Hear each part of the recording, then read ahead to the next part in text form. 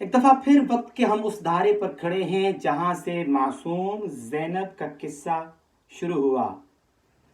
किस्सा साहिवाल शुरू हुआ। मासूम बच्चों के सामने उनके माँ और बाप को गोलियों का निशाना बनाया गया और महमूद अचकजई जिसने एक मासूम बच्चे को अपनी गाड़ी तले रौंद डाला, वहीं पर खड़े हैं हम। आज फिर से एक मासूम माँ, मासूम बेटी, किसी की बहन, किसी के घर की मुहाफिज, किसी की इज्जत की महफूज आज फिर से लुट गई। उसकी इज्जत आज फिर से नीलाम हो गई। उसकी इज्जत का जनाजा आज फिर से उठ गया। आज फिर से उसकी इज्जत के चीथड़े उछाले गए। आज फिर से वही हुआ जो होता चला आ रहा है। जी हां, एक मासूम माँ, एक मासूम बेटी, किसी की बीवी, किसी के घर की मुहाफिज, किसी के इज्जत की मुहाफिज, किसी का सर का ताज, किसी का मान अपने दो मासूम बच्चों के सामने तजलील का निशाना बन गई। एक मां अपने मासूम बच्चों के सामने डर, खौफ और वहशत और न जाने ऐसी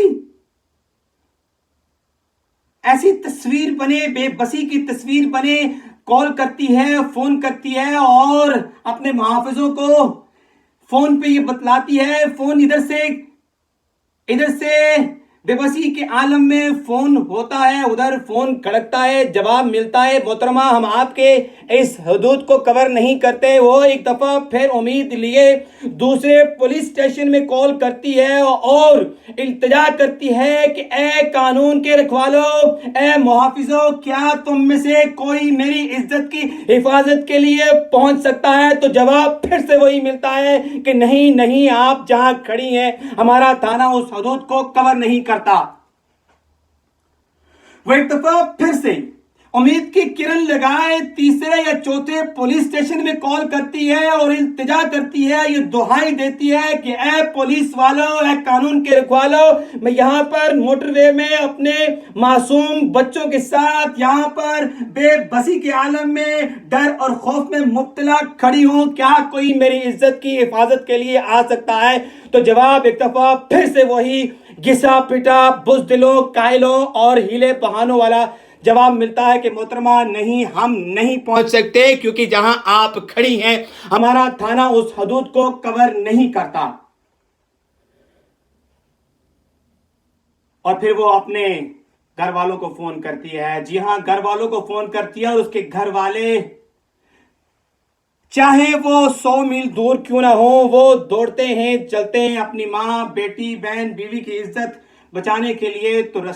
तो क्या होता है, वो सारी दुनिया ने देखा। वो दरिंदे, वो सफाक, वो जानवर जो इंसान कहलाने के काबिल भी नहीं, बल्कि जानवरों से भी बदतर, जानवर भी अपने जानवर साथियों के साथ इस तरह का रवैया नहीं रखते, इस तरह का सलूक नहीं करते जिस तरह का इन दरिंदों ने किया। मासूम माँ, मासूम बेटी, मासूम बीवी अपने 9 मासूम बच्चों के साथ अपनी गाड़ी में मैसूर होती है ताकि वो अपने और अपने बच्चों को महफूज कर सके, इन दरिंदों से अपनी इज्जत को बचा सके। ऐ खुदाया, कोई फरिश्ता ही भेज दिया होता। लेकिन ये दरिंदे उस मासूम औरत का फायदा उठाते हैं, उस रात का फायदा उठाते हैं और शीशा तोड़ते हैं। ये अंदोनाक वाकया, ये सफाक वाकया, दिल दहला देने वाला, उस मासूम मां को, उस मासूम औरत को उन बच्चों के साथ घसीटते हुए जंगल घाटियों में ले जाकर उसकी अस्मत दरी करते हैं। उसके मासूम बच्चों के सामने उसकी इज्जत का जनाजा उठता है। वो चिल्लाती है, बिलबिलाती है और इंसानियत को आवाजें देती है, मगर कहीं से कोई जवाब नहीं मिलता। इधर एक मां की इज्जत के चीथड़े उछाले जा रहे हैं और उधर से जवाब मिलता है कि मोहतरमा आप जहां खड़ी हैं, हमारा कानून, हमारा थाना उस हदूद को कवर नहीं करता। इधर उसकी इज्जत को नोच नोच का जानवरों की तरह उसको उसको उसको खाया जाता है, उसको तमाशा बनाया जाता है। उधर से जवाब मिलता है कि मोहतरमा हमारा थाना आपकी हदूद को कवर नहीं करता।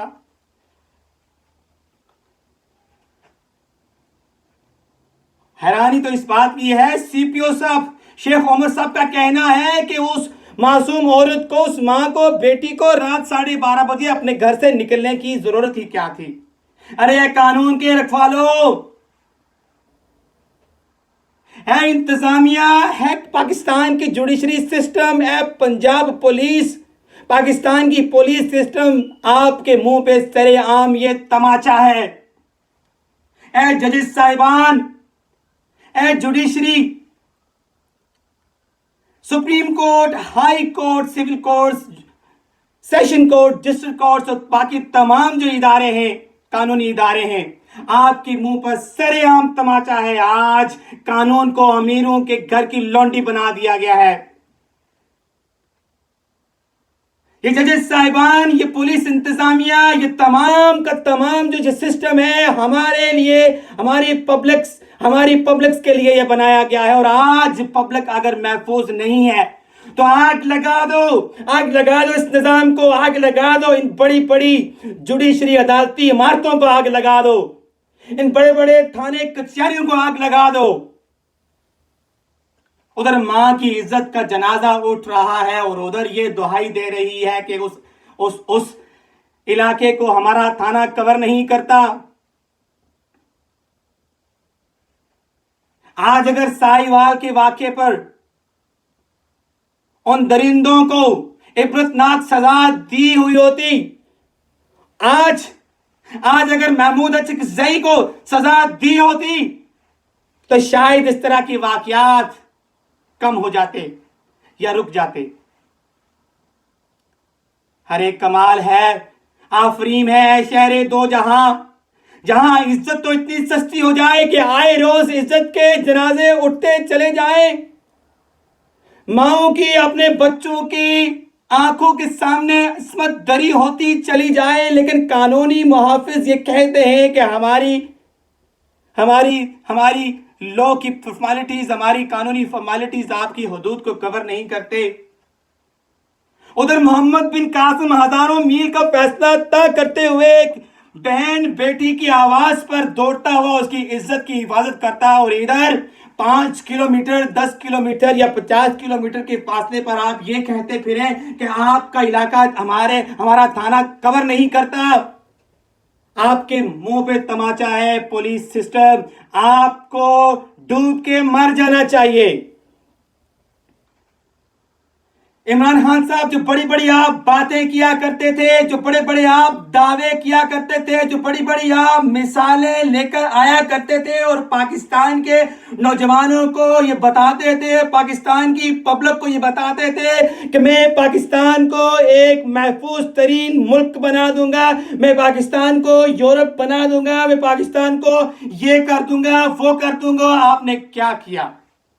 क्या आपने साहिवाल वाकये में उन मासूम बेटी और बेटे के मां और बाप का इंसाफ दिलाया उनको? क्या आपने महमूद अचकजई को वहां से बाइज्जत बरी हुए देखा? क्या आपने उस मासूम मां के बेटे को जिसने महमूद अचकजई ने रोंद डाला, क्या आपने इंसाफ दिलाया उसको? क्या आप इस मां, इस बहन, इस बेटी जिसकी इज्जत उसके अपने बच्चों के सामने इस्मत धरी हुई, तार तार हुई, क्या आप इसको इंसाफ दिला सकेंगे? मेरा आपसे सवाल है इमरान खान साहब, खान साहब, अगर आपसे ये सिस्टम नहीं चल रहा तो प्लीज इस गंदे सिस्टम का हिस्सा मत बनिए, इस गंदे सिस्टम के हिस्सेदार मत बनिए। अपनी गैरत को ललकारिए और इस सिस्टम से अलग हो जाइए। और अगर आप कुछ भी नहीं कर सकते तो कौम से माफी मांगिए और चलते बनिए।